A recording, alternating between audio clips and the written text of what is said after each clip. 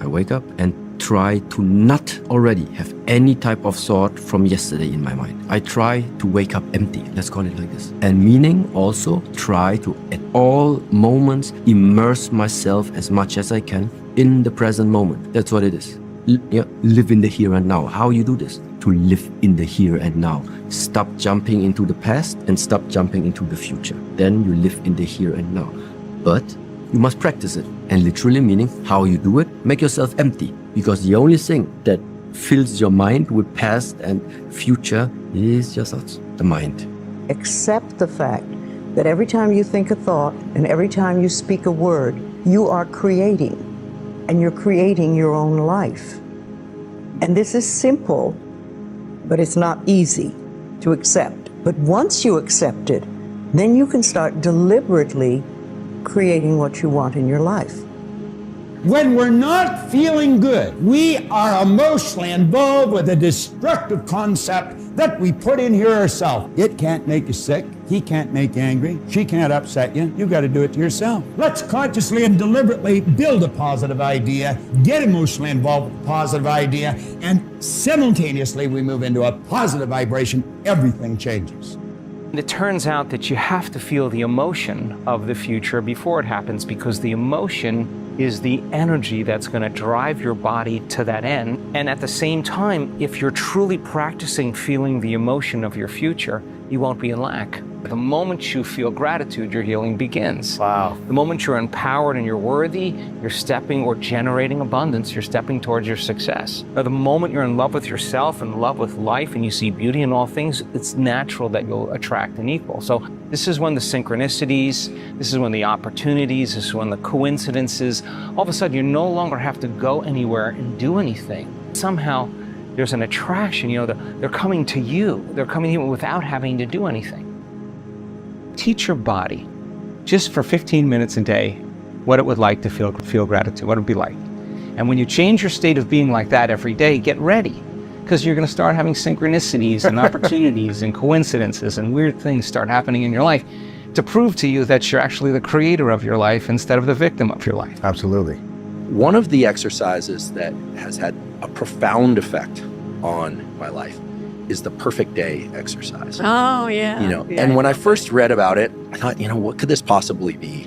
And as I recall, it involved taking a little bit of time, maybe 10 minutes, maybe 30 minutes, and just sitting or lying down, closing one's eyes, and just imagining with no limitations one's perfect day. Yeah. And what's so wild about this exercise is that several, not all, but several of the things that I imagined in that exercise have amazingly come to be reality. It works. Take a look at what you're doing. I don't care how well you're doing, take a look at it and say, is this really the best I can do? See, the truth is, we don't know about the best we can do. It's so far beyond where we're living. Yet, if we're going after it, that's living. And if we're not, that's dying. It's that simple. It's never the child's job to make the parents happy or to create peace in the family. And the child invariably fails, which instills a huge sense of guilt and inadequacy for not having fulfilled a task that never should have been yours in the first place. It's a reversal of roles, because whose job it is to hold who emotionally, to create peace. And so when a child is forced into that position, again, as an adaptation to maintain a relationship with the parents, she's given an impossible task that she's bound to fail at and bound to feel shame over it. Which means that any shame and guilt that you feel is completely undeserved. When we start to noticing these patterns, we can start asking ourselves questions, but it depends on how we ask them. So I could say, why am I behaving this way? Now, is that a question? No, it's an indictment. It's an indictment. But I said, I wonder why I'm behaving that way. So we need to begin to develop that compassionate curiosity towards the self, where we start looking not to why did I, not this indictment, as you say, but genuine curiosity. There's many ways to run away from our pain through certain behaviors and addictions, and the point is, stop running from your pain Accept that it's there and be curious about it without blaming yourself for it. So those are the first steps. And then you ask for help. We're born seeking help. You've never met a one-day-old infant that doesn't know how to ask for help. But let me ask you a question. Can you ask for help? Is that a challenge for you? I've always felt like I got to do it myself. Exactly. I've always felt like it's on me. I've always felt like I'll just take this on. I'll just do this. Like, Which was an adaptation because there was no help available. you know what's interesting? So sorry, go ahead. Is you just said there's no help available, and I felt this knee-jerk need. Yeah, to protect your parents? Yes, I understand. because I do know. I mean, I know my mom well enough to know that she would have picked up a shovel and probably clocked the kid into next week. Yeah. That's not what you needed your mother to do. You needed your mother to say, oh, gee, that's awful. Come here. Let's talk about it. You weren't born not knowing how to ask for help.